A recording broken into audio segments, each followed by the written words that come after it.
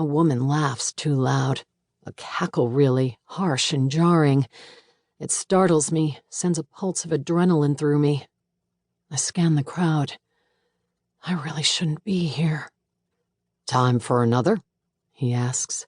His teeth, they're so white, perfectly aligned. Nothing in nature is so flawless. Braces, whitening. The rim of the glass is ice cold beneath my fingertip. The drink went down fast. Too fast. I promised myself I wouldn't drink, not with everything that's been going on. It's been a long day, a long week, a long year. The weight of it all is tugging at me, pulling me under. I take too long to answer and he frowns, just slightly, looks at his phone. I should just leave. This is crazy. "Sure," I say instead. "One more." He smiles again, thinks it's a good sign.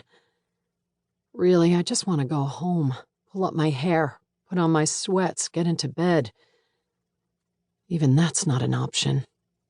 Once we walk out of here, it's back to the jigsaw puzzle of my life. "Grey Goose and soda," he tells the waitress when he's flagged her down. He remembers what I'm drinking. A small thing, but so few people pay attention to the details these days. "And Blanton's on the rocks." Straight bourbon, very manly. "Am I talking too much?" he says. He looks sweetly sheepish. Is it put on? "I've heard that before. My last girlfriend, Kim, she said I ramble when I get nervous." It's the second time he's mentioned her, his last girlfriend, Kim. Why, I wonder? Carrying a torch? Or just trying to market himself as someone who's been in a relationship? Also, a last girlfriend. It begs the question, how many others? Maybe I'm reading too much into it. I do that. Not at all.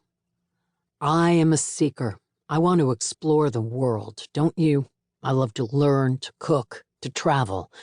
I get lost in a good book." That's what his profile said.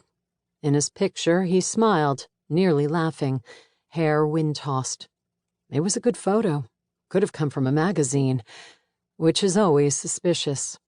Photographers know all the tricks to capturing beauty, the right angles, the proper lighting, the magic of filters.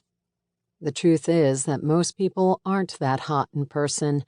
Even beautiful people, real ones, are flawed in some way, not airbrushed or prettily wind-blown, eyes glittering, lines around the eyes and mouth, an almost imperceptibly crooked nose, a faint scar, chicken pox or a childhood fall from a bike.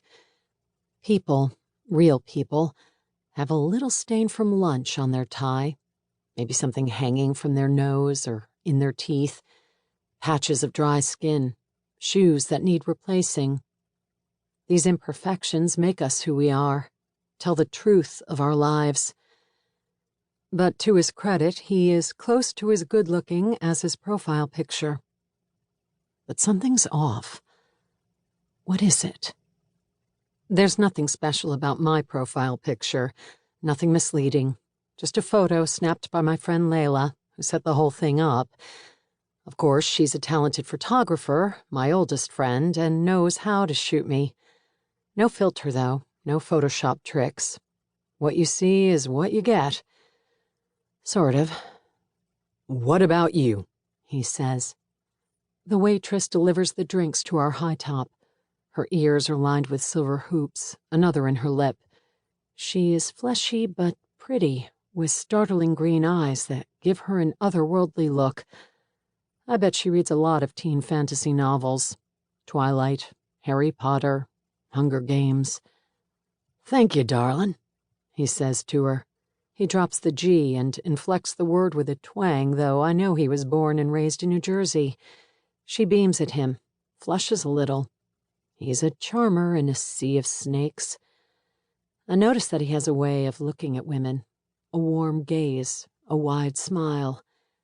It seems like a choice.